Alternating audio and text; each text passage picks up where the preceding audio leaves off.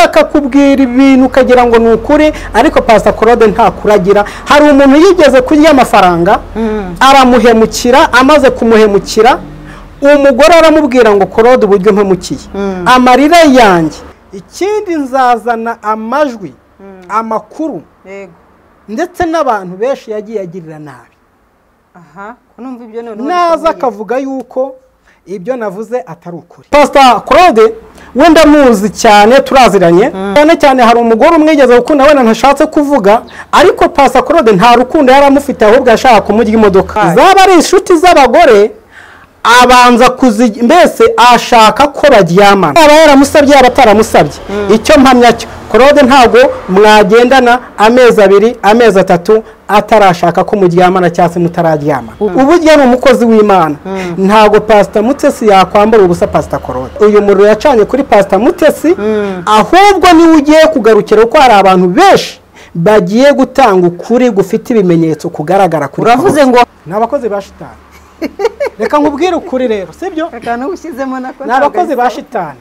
Reka nkubwire imbaraga z'imyuka mibi yari yamurunze. Uravuze ngo Claude akoresha imbaraga z'imyuka mibi.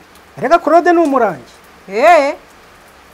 Mana yanjye abarengana nkuko Pastor Mutesi ari kurengana, ubarenganure. Wirukanye imbaraga z'imyuka yose mibi, bari abanyamakuru biriya byitso bya Claude.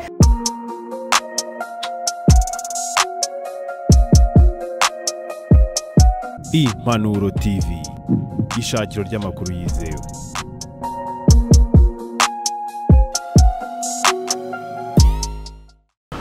Naje kugira ngo dufatanye mu buryo bwo kugaragaza ukuri kubiri kuvugwa hano hanze kuri Pastor Mutesi na Pastor Claude, kuko hari ibyo nziho kandi bifite imbaraga cyane.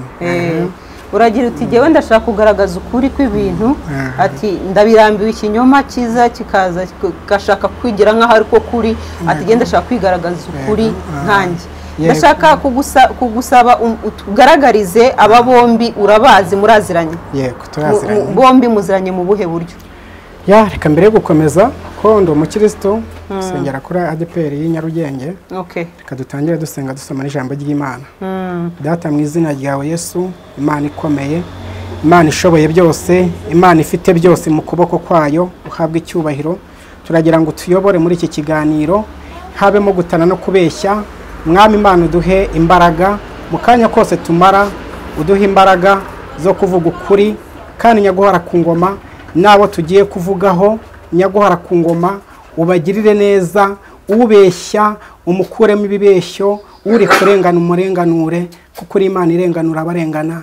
Tubisabye twizeye izina rya Yesu, amen. Amen. Imana igumugisha. Murakoze cyane. Reka dusome ijambo ry'Imana. Wegereze telefone yawe nayo nayigushyize kure. Reka dusome ijambo ry'Imana. Reka muri Yesaya bice 54. Reka nacyo duhere ku murongo wa 13. Haravuga ngo abana bawe bose bazigishwa n'Uwiteka kandi bazagira amahoro menshi. Uzakomezwa no gukiranuka, agahato kazakuba kure, uzabakure biteye ubwoba kuko bitazakwegera. Umurongo wa 15 akavuga ngo ahari bazaterana ariko sinjye uzaba bateranije. Yesu ashimwe cyane. Ahari bazaterana ariko sinjye uzaba ubateranije. Uzagukoraniraho wese azagwa ari wowe azize. Umurongo wa 16 dore n'indurema umucuzi uvugutira umuriro w'amakara agakuramo icyuma akoresha umurimo we, kandi umurimbuzi namuremeye kurimbura, ariko nta ntwaro bacuriye kukurwanya izagira icyo igutwara. Ururimi rwose ruzaguhagurukira kukuburanya uzarutsinda. Ibyo nibyo murage w'abagaragu b'Uwiteka. Aha niho nshaka ko tuganiraho gatoya kugira ngo twinjire cyane cyane hano. Aya magambo nayaha umubyeyi cyangwa se Pastor Mutesi, namubwira ngo nta ntwaro bacuriye kumurwanya izagira ikigutwara. Ndashaka wenda twirira aho ngaho Bibiliya ikavuga ngo kandi ururimi rwose ruzamuhagurukira. Pasiteri Mutesi yarahagurukiye ahagurukirwa n'indimi nyinshi ariko cyane cyane bigizwemo uruhare n'ururimi rwa Pastor Claude. Ariko Imana ivuganye na Pastor Mutesi n'abakunzi ba Pastor Mutesi n'inshuti za Pastor Mutesi yuko ururimi rwose ruzamuhagurukira kumuburanya azarutsinda. Uruno rurimi agiye gutsinda indimi z'abamuhagurukiye atavuze yicecekeye.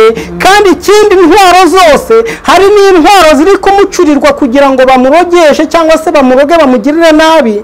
Harimo n'abantu bashaka kugira ngo bamuguririre cyangwa se batange ibiguzi kugira ngo bazamugirire nabi. Ariko Imana ivuganye nawe iramubwiye ngo intwaro zose zamucuriye kumurwanya ntacyo zizamutwara.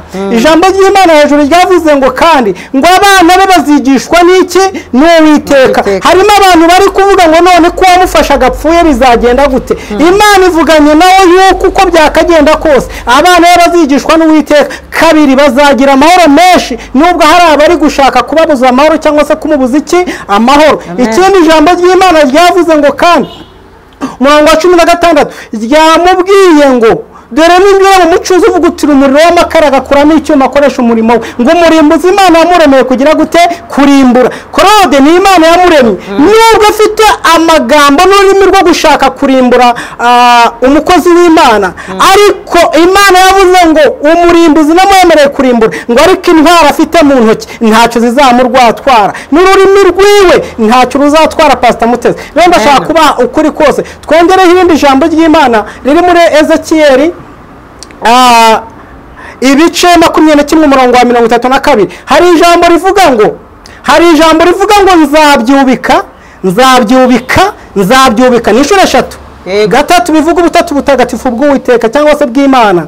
Nzabyubika. Haleluya. Nzabyubika ngo nabyo ntibizongera kubaho ukundi ngo kugeza igihe nyirabyo ifite ubushobozi azazira. Induru ya Claude kuri Pastor Mutesi irarangiye. Uwiteka aje kubika arabyuritse birarangiye ntibizongera kubaho ukundi. Rero ndashaka kubabwiza ukuri Pastor Claude wenda muzi cyane turaziranye twanakoranye ibiganiro kuri channel yanjye naramutumiye inshuro zirenze imwe ni inshuti yanjye cyane. Aya magambo rero ari kusebya kuri Pastor Mutesi ari kumuvugaho Claude afite itsinda ari ry'Imana yavuze ngo abazaguteraniraho bose bazagwa ari wowe bazize. Imana iri kubwira Pastor Mutesi cyangwa se nabandi ngo abazagukoraniraho bose bazagwa ari wowe bazize. Rero afite itsinda riteraniye kuri Pastor Mutesi. Hafite itsinda riri hanze. Hari abakobwa cyangwa se abagore bakundaga uyu mufiyasi we. Yego. Urumva bamukundaga bamukundaga cyangwa se bashaka kumwegukana nibo abantu bari guha imbaraga n'amafaranga Pastor Claude. Ibyo ni ibintu nzi. Nibo abantu bari kumuha amafaranga Pastor Claude yarangiza nawe agashaka tuno ducanu cyangwa se agashaka bano banyamakuru barimo Ezekiel barimo Pastor uriya Juste urakoze cyane barimo Juste yarangiza nawe akavuga ngo ndashaka ko tuvuga nawe Pastor Mutesi kugira ngo tumusibanganye ku ikarita y'igikundiro ndetse no kugira ngo abantu bose bamwange. Rero ndashaka kubabwiza ukuri Pastor Claude ibyo ari kuvuga nta kuri nuko nguko kurimo kubyo ari kuvuga uko ndamuzi neza. Pastor Claude abagore bakundanye cyangwa se abagore bose yagiye akunda. Pastor Claude ntabwo yagukunda udafite ikintu cyitwa amafaranga. Yagiye akundana n'abagore batandukanye ariko cyane cyane hari umugore umwigeze gukunda wena ntashatse kuvuga ariko Pastor Claude nta rukundo yaramufite ahubwo yashaka kumurya imodoka. Urumva we yashaka kumurya imodoka hanyuma uwo mudamu uko yari ikenereye umugabo aramwakira. Amaze kumwakira Pastor Claude ntabwo ashobora kugukunda ngo akujyane iwe ahubwo abashaka ko umujyane iwe ukwinjire. Sibyo abashaka ko umujyane iwe aribyo kwinjira. Yego kumujyana iwawe tegeko bafite ni kugira ngo akujye amafaranga cyangwa se gutwara ibyawe. Ikindi Pastor Claude agerageza uburyo bwose iki kintu ntago abantu wenda abantu bari bakize. Claude iyo umaze kumwinjiza mu buzima bwawe agerageza uburyo bwose ashaka inshuti zawe akabanza akazimenya, yamara kuzimenya zaba ari inshuti zifite amafaranga abanza kuyabakiza hakiri kare, zaba ari inshuti z'abagore abanza mbese ashaka ko baryamana. Rero bino bintu Pastor Mutesi yavuze yuko yamusabye akamwima, nta kuri yego guhari, ariko ukuri guhari ngiye mpagazeho nuko nguko, yaba yaramusabye yaba ataramusabye. Icyo mpamya cyo Claude ntago mwagendana amezi 2 amezi 3 atarashaka ko muryamana cyase mutararyama. Ubwo birasobanura ko uvuze ko Claude yifitemo umuco wo gukora.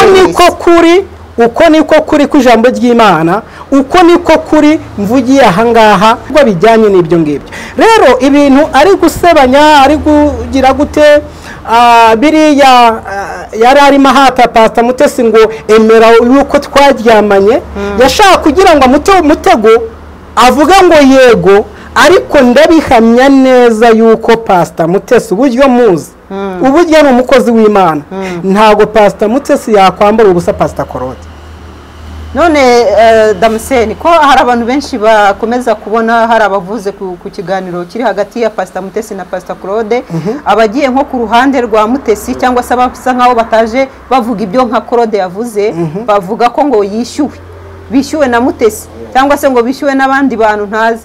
Wowe iki cyo urakivuga hiki? Reka nkubwire rero, Pastor Mutesi ntabwo tuziranye cyane, ahubwo tuziranye cyane ni Claude. Yego. Pastor Mutesi tunahuye nta nubwo yamenya. Abyumvishije? Ndabyibuka neza ko ani wewe wanyihamagariye. Nawe ubwawe sinari nkuzi, ngiye nari nkuzi kuri social media bisanzwe, ariko nta nimero yawe nagiraga, twe tutaranabonana. Ariko naguhamagaye ndavuga ndashaka kugaragaza ukuri kwa Claude, n'ubujura Claude agenda akorera abagore, n'ubusambanya agenda bakorera, ndetse n'ibinaba ngombwa yewe n'amafoto yazanagaragara cyangwa se n'amajwi. Ariko icyo nakubwira cyo Pastor Claude uyu muriro yacanye kuri Pastor Mutesi, ahubwo niwe ugiye kugarukira ko hari abantu benshi bagiye gutanga ukuri gufite ibimenyetso kugaragara kuri. Uravuze ngo hari abantu bari tayari bamuzi cyane, rwose bamuzi cyane, ko numva bitaza koroha. Urumva rero ibi bintu ikintu ndi kubwira abantu, Abanyarwanda, Abanyarwandakazi, Abarundi, Abadiaspora, nuko umuntu wese uri mu ruhande rwa Pastor Claude, Claude ashobora kukubwira ibintu akanabikubwira, arira akakubwira ibintu ukagira ngo ni ukuri, ariko Pastor Claude nta kuragira. Hari umuntu yigeze kurya amafaranga, aramuhemukira, amaze kumuhemukira umugore aramubwira ngo Claude uburyo mpemukiye, amarira yanjye azagusame. Bino bintu biri kuba, icyo nakubwira cyo Pastor Claude asa nkaho yacanganyukiwe. Aracanganyukishwa n'iki? N'amarira y'abagore, n'amarira y'abakobwa, n'amarira y'abantu yiriza kuri kamera cyangwa se kuri social media, akabaha amafaranga kugira ngo baharabike uwo batumvikana cyangwa se uwo bagiranye ikibazo. None Damascene, ko ashobora kuza akakwihakana akavuga ko wishyuwe, ko nta nahana kuzi, ni iki kintu wagaragariza abantu ko wowe na Claude muziranye? Ibyo ngibyo wenda ashatse kunyihakana yaba yigeze nkana, kuko dufite ibiganiro twakoranaga kuri channel yanjye ya Gatesi TV. Hari umukameramani wanjye wankamereraga, arahari, hari n'abandi twagiye dukorana ibiganiro, ariko cyane cyane mfite nimero ze, nanamuhamagara. Ntabwo ari buze kuvuga ngo ntanzi, namuhamagara mu kiganiro nubwo twavugana amagambo 2 gusa. Reka twumve wenda ko nimero yiwe ari buyifata atari mu kiganiro. Kumuhamagara ushyireho parireri abantu biyumvire nimba kuko buri umuntu muziranye n'uwo mutaziranye uburyo kwitabamo biba bitandukanye. Birumvikanye ngira ngo nta hantu yahera avuga ko atakuzi, bamufitanye ibiganiro, afite na gahunda yo kuzaza kunsura. Kumvise ko avuga ati nzaza gusura Yongwe, hanyuma nzahita ngusura. Yego. Urumva rero turaziranye, nimba dusurana, urumva tukaba mbese tuganira. Urumva yari asigaye atinya kuba yahita yitaba umuntu no kuhita mubwira, kugira ngo nyine mbese urabyumvise ko avuga ati uraba utari mu kiganiro. Hanyuma rero nuko nguko ngira ngo rero ngira ngo wavuga ko atari inshuti yanjye ntabwo waba utari n'umuntu uvuga ati nzaza kugusura Claude rero ni inshuti yanjye ariko ibintu ari gukora rwose ari gutoteza uyu mubyeyi Pastor Mutesi pe nta nubwo muzi nawe ubwe ntanzi pe kandi nawe nibwo bwa mbere nawe nkubonye ariko kuvuga ukuri ntabwo kwica umutomirano niko abanyarwanda bavuga uyu Pastor Claude urumva no kuzaza kunsura kuwa gatandatu simpuhwe sibyo simpuhwe ubwo hari ibyo yari kuzaza kumbwira sibyo muri make uko yari kuzaza kundeba ubwo ni nako areba n'abandi ariko ngewe nta gahunda mfite yo kuba nafata ibiguzi byiwe kugira ngo mparabike Mutesi urumva hanyuma kunsura ko we niyashaka azaza cyangwa byihorere ariko icyo nshaka kugaragariza abanyarwanda no kugaragariza isi ni uko Claude tuziranye ni uko Claude bino bintu ari gukora atari byo amarira y'uriya mubyeyi nawe yarijije abandi nubwo uri bitamukurikirana nubwo atafungwa ariko ijisho ry'Imana ndahora yego utabera bw'ijuru yego hanyuma rero Damascene hari imvugo watangiriyeho ugira uti abantu bahagurukiye Pastor Mutesi abantu harimo n'abamo bagambirira no kumuroga ako kantu bigize kukavugaho ko bimeze gute ayo makuru ahagaze gute byanze bikunze nk'ubu ni urugero Pastor Claude ashobora kukugira inshuti yego cyangwa se muri n'inshuti ariko wowe uri n'inshuti na Mutesi ariko Mutesi atazi ko wenda watumwe ukaba wasura Mutesi mukaba mwasangira ku kirahure kimwe cya ku meza amwe hanyuma uwo muntu agahita gushyiramo bugacya byarangiye uwo mugambi warateguwe yego sibyo uwo mugambi urahari ariko ijambo ry'Imana ryavuze ngo nta ntwaro bazacurira ku murwanyi izagira ikimutwara yaba intwaro y'amarozi yaba iyinge y'amagambo yaba iyo kumwangisha abantu Pastor Mutesi aho uri ni ukuri Imana irakuzi kandi iragukunda kandi n'abantu baragukunda bamwe ni ukuri Imana imbaraga z'umwuka wera n'ijambo ry'Imana bikurimo abantu wakijije imitima abantu wasengeye abantu waganirije ijambo ry'Imana ukabahumuriza bamwe ukabubakira ingo ukagira gute bamwe ukabagaburira abandi ukabambika abandi ukabishyurira amazu ni ukuri imirimo wakoze navuze ngo imirimo y'abera iribukwa kandi Uwiteka nta kiranirwa ngo yibagirwe imirimo abera bakora ariko namubwira ngo yitonde kuko ijambo ry'Imana avuga ngo inshuti nyinshi zisenya urugo iyi ni imbuzi ndi kubwira Mutesi inshuti nyinshi zisenya iki urugo ngo ariko hari inshuti imwe ikurutira n'abavandimwe iyo nshuti nta yindi ni Yesu Kristo nasenge abi mu ruhande rw'Imana Bibiliya iravuga ngo nimba Uwiteka ari mu ruhande rwacu umubisha wacu yabande ntawe yego abyumvishije ijambo ry'Imana rikongera rikavuga muri Zaburi ya 43 umurongo wa 2 akavuga ngo Mana ntuceceke Mana ntuhoreke ntiwirengagize Zaburi ya 43 umurongo wa 2 avuga ngo Mana ntuceceke Mana ntuhore kumarira Pastor Mutesi ari kurira Imana nticeceke Imana ntiyirengagize ibintu Claude ari gukora ari kumukorera kandi biri gupangwa byicarwa bigapangwa n'abanyamakuru bigapangwa n'abari muri Amerika bicara bakabipanga bakavuga ngo tugiye gukora iki kugira ngo dusenye Pastor Mutesi ese burya koko biriya bintu ni ibintu by'ukuri wowe ubikurikije amakuru y'abantu kuko n'abantu bawe bahafi nkuko mbyumvishe muraziranye ibyo avuga ni ukuri cyangwa n'ibyo apanga wa mugani ibyo avuga ni ikinyoma cyambaye ubusa Claude yigeze gupanga ikinyoma cyane cyane ahita amenyekana kuri media aravuga ngo avuga ku mugore ngo basezeranye ngo akamwiba ngo yarangiza ngo akiyahura muri Nyabarongo ngo akava akagira runaka urumva barangije kuri komete bamucanaho umuriro arangije akajya afata telefoni akandika muri komenti ntabwo yari atarabisobanukirwa amazina bigatangazwa nuko biri kuza arayiwe ikindi Claude ashobora kuza muri nk'abantu 10 cyangwa 5 agafata telefoni yawe akayigutira yarangiza akiyandikira comment kugira ngo asubize babandi basubizanyaga. Claude rero ibyo avuga nta kuri kurimo. Claude n'umuntu utaramumenya azamumenya. Ushingira kuki wowe nk'iki cyangwa ikimenyetso wahereza abantu kigaragaza ko ibyo avuga ari ibinyoma? Ikintu cya mbere nashingiraho gikomeye gihari. Nashingira kuri Pastor Claude. Yego. Kimwe cyocyo nuko abadamu bose cyangwa se icyambere nababwiye ko hari umudamu umwe yigeze kuriza amarira. Twigeze gukorera ibiganiro ahantu runaka. Icyo gihe nanjye nari impari. Hanyuma hari canu imwe Claude yasaga nkaho ahagarariye. Hanyuma umumama aza gukora ikiganiro ariko uwo mumama basaga nkaho yabana. Yego. Basaga nkaho yamwinjiye. Ntago muvuze izina ariko kuko Claude atashaka yuko uwo mudamu ajya kuri social media. Claude aramubuza amahoro ashaka no kumukubitira hehe mu kiganiro. Bivuze ngo abantu bari baraho barabizi. Claude navuga ko bitabaye. Nzaza nongere muhandi makuru yose arambuye. Ashaka kumukubitira mu kiganiro amuzize. Yego, amuziza yuko icyo gihe bari bashwanye. Noneho agatinya yuko niyamamara cyangwa se nazamuka azahita mushyira hanze. Urumva? Ikindi yashakaga kumujya imodoka yiwe.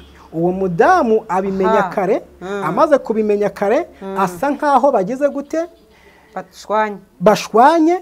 Wa mudamu ashaka kuza kuri media, Claude agasa nkaho amuzibiranya cyangwa se ayimubuza kugira ngo adashyira ukuri kwiwe ahagaragara. Rero ni benshi Claude yagiye ahemukira habahe, ariko icyo nababwira icyo nashatse kuza kuvuga ni ibintu bibiri. Nashatse guhumuriza Mutesi muri ariya magambo twasomye. Yego. Icya kabiri nashatse kumubwira ko abo yita inshuti nabo yakwita inshuti yitonde kuko abeshi bazaza ari intumwa za kwa Pastor Claude. Ikindi nshatse kumubwira yuko inama zose ziri gupangwa n'iziri gukorwa. Hari abantu benshi bagiye kuzana ukuri gusa nkuko nzanye bagiye guhaguruka batari bazwi muri social media kaye bazazana ukuri kwande kwa Pastor Claude. Ikindi mwiyerekwa nihishurirwa nagize nuko byanze bikunze nubwo Claude ari gutanga amafaranga no kujya gushaka abantu ngo bavuge nabe Pastor Mutesi. Yego. Nuko Imana yambwiye ngo intwaro yose bacura nta kizamutwara. Nuko Pastor Mutesi Imana yongeye kumusukaho amavuta y'igikundiro n'icyubahiro. Kandi ikindi nuko ababisha batazongera kubahuka izina ryiwe ngo barivuge mu kanwa kabo. Wigize kuvuga ngo hari intama ziri gukorwa ngo bafite umugambi wo gushaka kuzimya Mutesi bakamucecekesha. Yego, ariko Imana nayo irenyegeje icanye igicaniro cy'imbaraga z'umwuka wera n'ijambo ry'Imana kuri Pastor Mutesi. Ese wowe nkawe nk'umuntu wasenganye nabo unaziranye nabo muherere mu gisata kimwe cy'abantu b'Imana, abakozi b'Imana, nawe nabonye uri umukozi w'Imana mu buhanuzi bwawe, ni iki ubona Claude yari gukora kitakagombye atakoze cyangwa se n'iki ubona Mutesi yari gukora atakoze muri ibi bintu? Dore intandaro rero utarajyaho ngaho ngo nicyo atakoze n'iki yari gukora. Umbaje kuri Pastor Claude? Yego, umbaje kuri Pastor Claude. Pastor Claude ikintu cyamubabaje gikomeye wenda ntababwiye. Yego. Yababajwe nuko yarazi ko uriya mufiyasi cyangwa se urarusakara amaze gupfa cyangwa se amaze kwitaba Imana. Mutesi akajya kuri cana akajya ku isimbi. Claude yarazi neza ko Mutesi bazamufasha bakamuha amafaranga menshi barangiza bagasa nkaho bayagabanye. Bakayagabana se mu buhe buryo? Bagasa nkaho amuhayeho niko Claude yarabizi. Ikindi Claude yashakagamo amafaranga, yashakaga miliyoni, ariko iyo miliyoni ntabwo iri mu buryo bwo kuvuga ngo ntabwo iri mu buryo bw'ibiganiro bari kugirana. Oya, bari kuvuga ati ikiganiro wakoze cyangwa se ibiganiro avamo yose urampa miliyoni. Amucikise. Arangije abonye yuko ibyo bitabaye niko kujya kwiriza. Ariko wabonye uzi ko aribwo bwa mbere mbonye umuntu w'umugabo yiriza kuri kamera, noneho arangije ajya kuri kamera cyangwa se avuga ariya magambo. Amaze kuvuga, ariko ikintu Tegeti Claude yari afite, Claude ni umucuruzi w'abantu. Urumva, Claude ntabwo ari umucuruzi w'abantu nk'uko yagufata akakugurisha, ariko ni umucuruzi ku buryo ashobora kuza akavuga ati ikiganiro cyawe wagishyize hanze kivuga gutya kanaka, none ndemera nguha aya ngaya kugira ngo kigere gute gisibangane, ariko akayaguha atari mu buryo bwiwe, ari umutumye. Nanone ni ukuvuga ngo Mutesi yitonde cyane, afite abanzi benshi atanazi. Afite abanzi benshi atanazi, harimo n'abamugura cyane, harimo n'abashobora kumugura. Ariko nanone icyo namubwira cyo, icyo nawe nagusobanura n'icyo nasobanurira abantu, nuko bino biganiro Claude akora n'aya marira ari kuriza uyu mubyeyi, nuko bigiye guherekezwa n'ikintu kibi kuri Pastor Claude. Nuko bigiye guherekezwa n'ikintu kibi, bigiye guherekezwa n'ikintu kibi, kandi ikintu kibi kizatuma acecekeshwa. Adacecetse ngo nuko bamufunze, adacecetse ngo nuko yapfuye, gusa azaceceka ibitangisha bimwataka. Nimara kumwataka, wabura aho yatakira, ajya akorera kuri cano yiwe yonyine, kandi arihamagazwa nta n'umuntu bari kuvugana, ari kugaragaza yuko aziranye na minisitiri kanaka cyangwa minisitiri runaka. Rero ni iterabwoba abashyira ku bintu ngo ni intumwa, ngo akorera ngo iki. Ariko Claude nta wamutumye, nta kintu ni kimwe. Claude nta muntu ese buriya Claude uri umuntu ukomeye koko, ukora akazi ka leta kazwi. Claude wamugira inshuti ukavuga ngo nkubikije amabanga koko? Biragoye. Hoya nta nubwo bigoye, ntibinashoboka, ntago bishoboka. Icya mbere Claude ni umuntu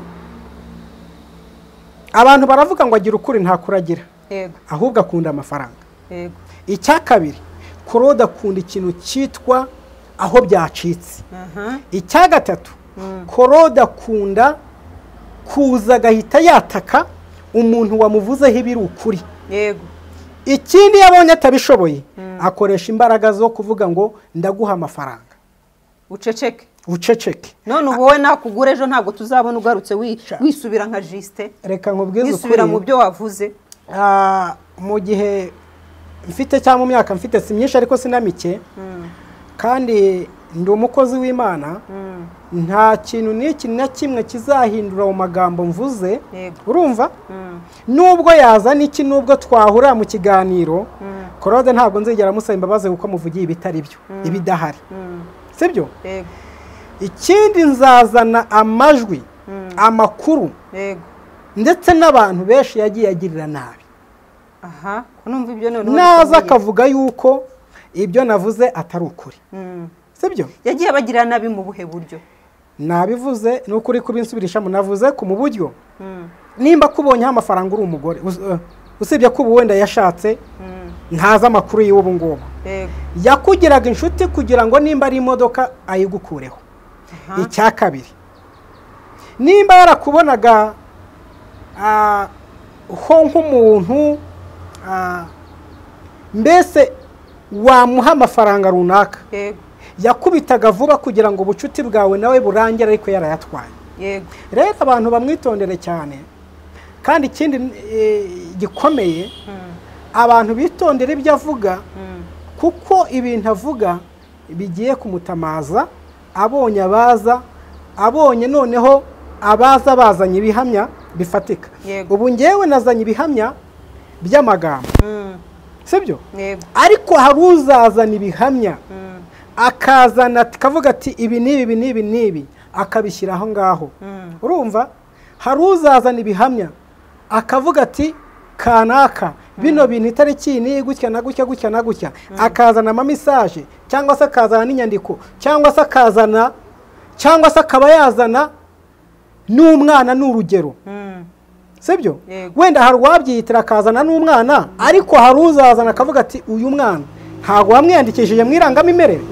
Rero wenda ndekeye aha ngaha reka nse nkaho wenda ndinda kwinjira mu kuri kose, ariko icyo nashaka kuvuga banyarwandakazi, mwitondera amagambo ya Claude, mwitondera ishyirahamwe afitanye n'abantu, ari kugenda atanga amafaranga, ari kugenda atera ubwoba, ari kugenda akominikana n'abantu bari muri Amerika kugira ngo bavuge ngo baze gusebanya. Ikindi nakubwiye ko aribwo bwa mbere we tubonanye, nakubwiye ko Mutesi ntanamuzi neza, tunahuye ntabwo namumenya rwose pe, ariko nje gushyira ukuri ahagaragara. Ibivugwa kuri Pastor Claude, ibivugwa kuri Pastor Mutesi, harimo ikinyoma gikomeye. Pastor Mutesi, uburyo twakoranye ikiganiro n'uburyo muzi n'uburyo mubona rwose Pastor Claude, sibyo? Yego. Ntabwo yaba yarabuze kubimusaba. Yego. Ariko Pastor Mutesi ntabwo yabikora. Hari abantu nagemba nabandika imitwe y'inkuru bagira bati ntabwo Pastor Claude yagura Mutesi 150. Abonye babigizemo nkaho byari bari mu buguzi. Ibyo urabivuga hiki? Ibyo kuvuga ngo usanzwe uzi ko Claude ni inshuti yawe, usanzwe umuzo ako kantu ko gutereta abagore no kimwe. Sinzi wenda impamvu bavuze ngo ntiyamugura 150. 150 cyangwa 150. Sinzi nimba bayivuze muri cadre yo kuvuga ngo wenda Pastor Mutesi ntabwo akwiriye ayo mafaranga.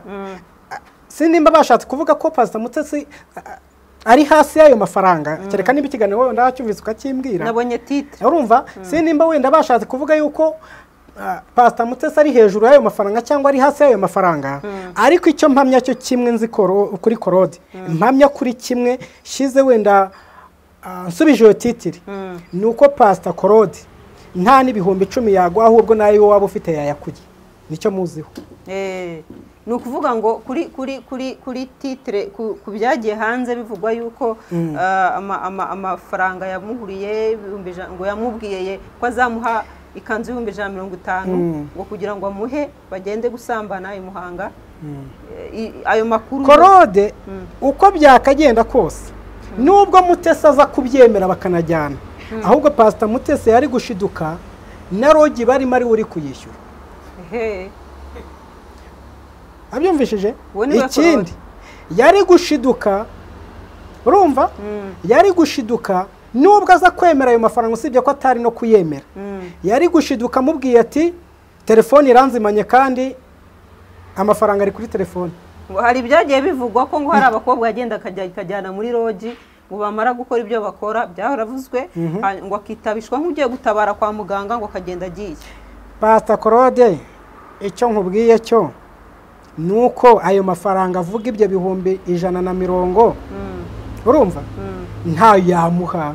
Noneho ukurikije ukumuzi, ukurikije ukumuzi, uko muzi nuko, ariko reka nkubaza, ndavuga ukurikije ukumuzi mu buzima bwe abamo bwa buri munsi, tugendeye ku makuru waduhaye yuko hari abantu yajyaga yinjira agamije kugira ngo batware amamodoka n'ibindi byabo, unakurikije ku makuru yashyize hanze ashinja Mutesi ko ari gukora ubusikama cyangwa se niki wamubwira, n'ubuye butumwa wamuha, niki ninde wagaragaza hano haba ku buzima bw'uyu nguyu, yenda Mutesi bavuze ko utamuzi cyane, ariko ku buzima bwa Claude akaba arimo atunga urutoki abandi abita ko ari abasikama, we niki wamubwira? Nuko ari we musikama wa mbere. Sibyo? Kuko nuko abo ngabo ari kuvuga, nuko abashaka kubajya ibyabo babimwima gasebanya, akarangiza agasebanya. Wigize umbwira ngo ntabwo ari ubwa mbere Claude ntabwo ari Mutesi akoreye ibi ngibi wenyine, ati hari n'abandi yagiye yiyegereza akinjira mu buzima bwabo bikarangira abandaritse cyangwa se akabagiye amafaranga yabo. Ikindi ariko Pastor Claude, nanjye ubwanjye twakoranye ikiganiro aranyishyuza.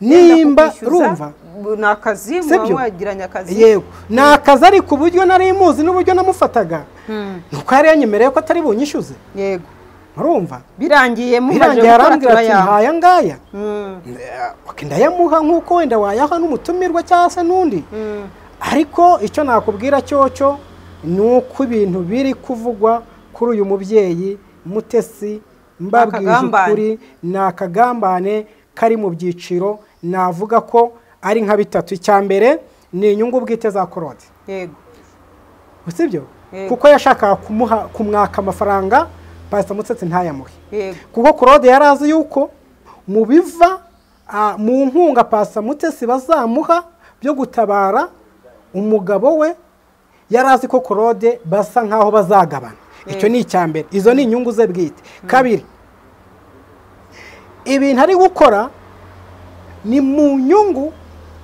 z'abanyamakuru nakwita yuko ari ishyirahamwe ryishyize hamwe. Abo ni abantu, ibyo ni ibyiciro bibiri mvuze. Icya gatatu ni inyungu z'abantu bari kwishima hejuru ya Pastor Mutesi bakundaga Rusagara, bakaba babonye yitabye Imana, bakaba baje kwishima kuri Pastor Mutesi bavuga ati ugire gute sebya, bari gutanga amafaranga kuri Pastor Claude. Pastor Claude nawe yarangiza akayanyanyagiza muri aba biyita abahanuzi. Yego, hari n'abandi, hari izindi nama ziri gukorwa, usibye ko nimbona baje kuri kamera uko ndabazi abashaka kuzakorana ibiganiro nabo kugira ngo bavuge kuri Pastor Mutesi. Nimbona basohoye icyo kiganiro nzaza noneho nanjye nkora ikindi, kuko hari abandi yenda gukoresha, nk'uko nanjye yaraje kunsura ejo bundi kwa gatandatu nk'uko yabivugaga, kugira ngo tugire ibyo dupanga, kuyo tugire ibyo tuvuga kuri Mutesi. Yego, urumva ni nako hari n'abandi ari gushaka kugira ngo bamusebye. Ko numva bitoroshye ibi bintu, umuntu akifata akasebya undi akamwandagaza kubera ko gusa ko we biri mu nyungu ze, abantu bakabigenderamo batazi iyo biva niyo bijya. None uraza kubona ko abo bombi badashobora kubigenderamo. Icyo tugendeye ku buhanuzi wabahaye, icyo nzi cyo ni kimwe, yaba Claude ntabwo azabigenderamo mu buryo bugaragara, ariko mu buryo bw'igihano cy'Imana n'ijisho ry'Imana azabigenderamo. Wumvishije? Yego. Kandi ikindi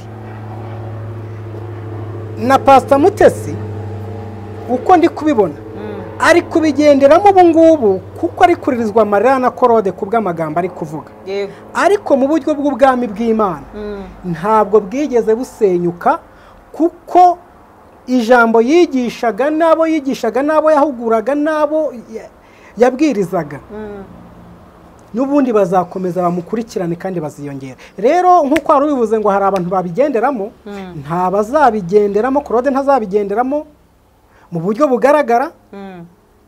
Abyumvishije? Ntabwo mvuze ngo Imana iramwe ngo azabigenderamo cyangwa se ntimbwe ngo azabigenderamo, ariko icyo nakubwira cyo nubwo bitabigize icyaha mu buryo bw'amategeko, ariko mu buryo bw'ijambo ry'Imana bigize icyaha, kandi Imana izamuhana kandi izamushyira ku mugaragaro. Yego. Ibyo ni byo nabonye bose navuga ko bagiye bakora ibiganiro kuri aba bombi, haba ari kuri Pastor Mutesi na Pastor Claude. Aba bombi ni abakozi b'Imana, kandi nabo bakoze ibiganiro nabo ni abakozi b'Imana. Niki nubuhe butumwa wabaha nk'abantu bafashe intambwe yo gukora ibiganiro ku bantu bameze nk'abari kubahondanya imitwe, nk'abari kubateranya, aho kugira ngo babunge nk'abantu b'Imana? Uko byakagenda kose bazakorwa n'isoni. Bazakorwa n'isoni. Cya mbere babonye Mutesi agihagaze nk'uko yari ameze kandi akiri mu mbaraga z'Umwuka Wera. Cya kabiri bazakorwa n'isoni babonye abana biwe batishwe n'inzara nubwo bashaka ko bakwicwa n'inzara. Ikindi bazakorwa n'isoni babonye yuko Mutesi akiri Mutesi. Yego. Urumva? Ikindi bazakorwa n'isoni abantu bari gukomanya imitwe Pastor Mutesi na Pastor Claude. Bamenye ko Pastor Claude rwose ari nyirajya aho bijya, ejo bundi azabavamo. Uravuze ngo ni bitonde ni nyirajya aho bijya. Urumva? Mbese ntahataniye nka Pastor Juste. Abyumviye? Ntaho bataniye. Wigeze kubona uburyo Juste yagiye gusaba imbabazi kwa Pastor Mutesi? Yego. yewe Pastor Mutesi akagira n'igikorwa gukora kigaragara. Ariko uri kubona ikiganiro yasohoye jiste. Bivuze ngo bari gukora mu nyungu zabo gusa. Bari gukora mu nyungu zabo batitaye ku mubare. Kugira ngo Pastor Mutesi abahamagara babwira ati ni muze twicare hasi nimba ari amafaranga nyabahe ariko muceceke. Ariko Pastor Mutesi ikintu namubwira ntagire ifaranga niri narimo abaha nimba nayo afite ayakoresha ibikwiye kuyakoreshwa ariko ntagire umuntu w'umupagani, umuntu w'umunyabyaha nk'uyu aha amafaranga kandi ngo azagaruke wongere amwake ayandi. Wowe rero bisaba pagani kandi bo baragaragaje ko ari abanyakuri ari intungane abandi ari bo bapagana. Icyo ntabwo muri buze kugipfa. Reka ngusubize muri aya magambo. Pastor Mutesi ntabwo navuga ngo arabarusha ibintu byinshi ariko cyane cyane abarusha Imana no kwihangana. Yego. Kandi abarusha n'umutima w'urukundo no gufasha. Nubwo bamuvuze nabi. Yego. Bibiliya igaragaza ijambo rivuga ngo umwanzi wawe nasonze ugire gute umugaburire. Yego. Ngo uzaba umurunzaho amakara yaka. Urumva? Ari byo akora Pastor Mutesi. Yego. Ariko bano bobo ntabwo ari byo bakora, ahubwo bafata umukunzi wabo wabagaburiye wabambitse bakamushyira ku mugaragaro cyangwa se bakamukoza isoni cyangwa se bakamuharabika. Yego. Rero nta kibazo mfitanye n'aba bakozi b'Imana cyane cyane ariko baracyari abakozi b'Imana. Turabita abakozi bande? N'abakozi ba shitani. Reka nkubwire ukuri rero, sibyo? Reka no ushyizemo nako. N'abakozi ba shitani. Reka nkubwire. Yesu yavuze ijambo rikomeye. Aravuga ati murasa naso shitani kuko shitani niwe usebanya ukoza n'isoni. Ukoza isoni. Ikindi ntabwo Claude yaba ari umukozi w'Imana. Urumva? Ngo avuge hari ijambo yavuze ejo ibari ejo bundi yavuze ngo wicarana n'imbwa ngo ikagusiga imbaraga. Iryo jambo Bibiliya iravuga ngo hari ibikwiye kuva mu kanwa kacu n'ibidakwiye kuva mu kanwa kacu. Umukozi w'Imana uvuga ngo nkarira jambo yavuze utakongera gusubiramo akavuga ngo umwana nta kina ngo ahubwo akina. Nibice by'ibanga. Urumva byase. Uwo ni umukozi w'Imana. Ngo umwana akina n'imbyino ze ariko ntabwo akina nibi. Uwo ntabwo ari iki ari umukozi w'Imana. Hari ukuntu Claude yagiye azagarura ibiganiro byahashize bya Pastor Mutesi ameze nk'ahari ibyo ashaka kumukubitisha agakatamo uduce duto ariko nyamara abantu batabonye ikiganiro cyose akavuga ati reka ngarura ibi ngibi mba ari byo mperaho mbimukubitisha.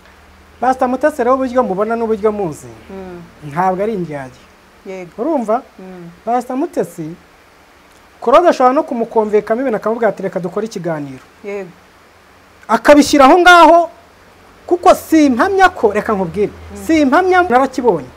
Urumva ibyo ari kumukubitisha narayibonye. Ariko Pastor Claude wagira ngo afite n'ibintu byo mwicaranya gushyiramo ku buryo n'ibyo yarugiye kuvuga bishobora kubyibagira ukavuga ibitari ngombwa. Ahubwo abantu birashoboka ko kari akazi atakamuhaye ari uko ari ibyavuzwe gutyo gusa. Claude nta kazi yamuhaye. Claude igihe natangire kubona n'igihe natangire kubona Pastor Mutesi. Claude ntabwo yaha akazi Pastor Mutesi. Rwose ntako yamuha. Basurana bakasangira bakagira gute bagakorana ibiganiro ariko ibyo ngibyo ntago mbizi neza ariko ntago mbishimangiye. Ugatekereza ko ari iyihe mpamvu yatumye Pastor Mutesi muri kiriya kiganiro yavuze ko ngo yamuhayemo akazi muri kampani? Imbaraga z'imyuka mibi yari yamurunze. Uravuze ngo Claude akoresha imbaraga z'imyuka mibi. Rega Claude ni umurangi. N'abamuvugira bose n'abarangi. Izi nazo ziduherera. Ni ikindi kiganiro. Izi mbaraga z'abarangi. Urumva? Yego. Biraba babwira ngo abantu barerekwa barayishurirwa. Umuntu yaza akaguhanurira kandi ari umurangi ari umushwe nta abantu babarusha guhanura cyangwa se no kwerekwa. Yego. Urumva? Ariko ikizamukubwira ahubwo abantu bicarana Pastor Claude bavuga ngo nabakozi b'Imana usibye ko abeshi yamaze no kubakamura. Busora cyabona Ezekiel yigisha nkuko yigishaga. Bajiste umwuka wamaje kubageramo. Ezekiel yatangiraga avuga ijambo ry'Imana kanasenga. Juste nuko nguko. Abantu benshi bakorana ibiganiro na Pastor Claude yamaze kubahuma amaso no kubahanaguramo iby'umwuka wera. Icyo basigaranye ni iki? Ni amatiku no gusebanya. Ni ukuvuga ngo iki ni ikimenyetso wagaragariza nk'abantu ukavuga uti umuntu wese umwegereye amusiga izo mbaraga ze. Rwose mushana no gutangira muvuga ibintu ugashiduka wavuze ibindi. Urumva? So rero icyo nababwira none ntabwo bufite ko ashobora kuguteza izo mbaraga zabo ngabo ugasanga wisanze nawe oya bindura imvugo cyangwa se ugarutse nawe usebanya kuko nabandi babikoze. Ibyo ntabwo bizashoboka. Rero dusa nkaho dusoza ikiganiro urumva ni uko icyo nabwira abantu, icyo nabwira abanyarwandakazi, abantu bakunda Pastor Mutesi, abantu bamukurikira cyangwa se bamukurikiranaga ntibamuveho, bakomeza bamukunde, bakomeza bamukurikirane. Icyo namubwira cyo nkuko nasomye ijambo rivuga ngo nta ntwaro bacore ku murwanyi izagira ikimutwara ngo kandi ururimi rwose ruzamuhagurukira Imana izaruburanya irutsinde. Imana ihagurukije abantu. Mutesi ari mu gihe cyo guceceka. Umubwiriza niko yavuze. Umubwiriza yaravuze ngo ari igihe cyo kuvuga n'igihe cyo guceceka. Mutesi ari mu gihe cyo guceceka. Ariko Imana ihagurukije abari mu gihe cyo kuvuga bakavuga. Kandi nta mafaranga yabahaye kandi batanamuzi baje gushira ku mugaragaro ibinyoma bya Claude. Arahiye rero tugiye muri part 2 Claude episode. Niko bimeze cyane. Damascene reka ngushimire, reka nshimire n'abandi bose babanye natwe mu kiganiro kuri live ndetse no ku Mpanuro TV. Hanyuma reka nkuko twatangiye twiragiza Imana tunasoze ibiganiro byacu twiragiza Imana tunayisaba ngo iturinde izo mbaraga zose mu izina rya Yesu. Data mu izina ryawe Yesu, Imana ifite urukundo, Imana ifite ubushake, Imana ifite ubushobozi muri byose. Turagushimiye mu izina ryawe Yesu, tugushimiye ku bw'iki kiganiro abazacyumva, mwa Imana abakireba mu izina rya Yesu. Tubasabiye imbaraga, tubasabiye ubutsinzi, tubasabiye kurenganurwa. Mana yanjye abarengana nkuko Pastor Mutesi ari kurengana, ubarenganure haba mu buryo bw'amagambo haba no mu buryo bugaragara.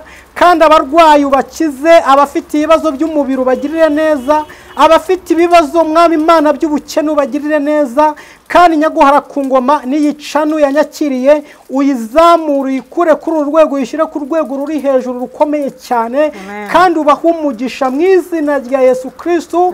Turasenze kugira ngo weshe icyubahiro. Dusengeye ababyeyi, dusengeye abadamu batwite, dusengeye abamama batwite. Ijambo ryawe ryarambwiye muri Yesaya ibice 66:9 riratubwira ngo ituma batwite ine ituma babyara. Dusengeye abadamu rero batwite kugira ngo uzabahe kubyara neza mu izina rya Yesu Kristo. Dusengeye nyaguhara ku ngoma n'abafite ibibazo bitandukanye ubabere igisubizo. Kandi natwe twirukanye imbaraga z'imyuka yose mibi, bari abanyamakuru biriya byitso bya Claude, abari mu Rwanda n'abari hanze. Turavuze ngo Mana nugaragariza ukuri kwawe gutsinda ikinyoma. Nubwo ukuri mwami Imana kugaragara bitinze, ariko iyo kugaragara mu gihe cyako. Mana Pastor Mutesi ahari numukomeze, umutima wo gukomera. Imbaraga z'umwuka n'imbaraga z'ijambo reka zimubeho. Abamukunda mwami Imana tubasabiye umugisha. Dusengeye Claude